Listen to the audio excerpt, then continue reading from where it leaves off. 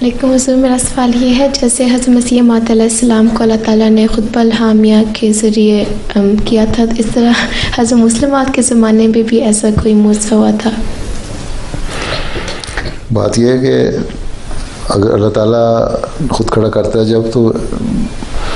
اس طرح الہامیہ خطبہ تو نہیں کوئی ہوا تھا جسے کوئی معجزہ کہہ سکیں، لیکن بہرحال بہت ساری الفاظ اور باتیں حضرت مسلموں نے کہا یہ میں نہیں بول رہا، میری زبان میں خدا بول رہا ہے۔ کئی دفعہ الفاظ کیے تو خلفاء کو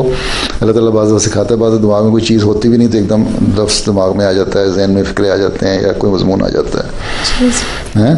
تو اللہ کی تائید ہوتی ہے، لیکن اس کو الہامیہ نہیں کہا جا سکتا۔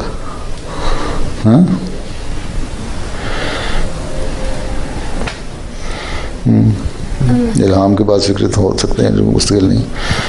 حضرت عمر خطبہ دے رہے تھے یا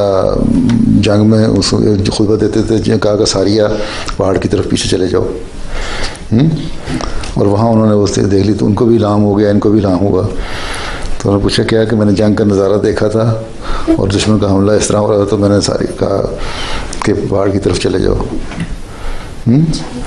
تو وہ بات انہوں نے سنی، وہ تو الہامی کیفیت تو طاری ہو سکتی، لیکن پوری کہنا کہ مکمل طور پہ نہیں، لیکن اس سے تعلق نہیں تھا اس خطبے سے، وہ ایک اور واقعے سے تعلق تھا جو خطبے کے دوران ہو گیا۔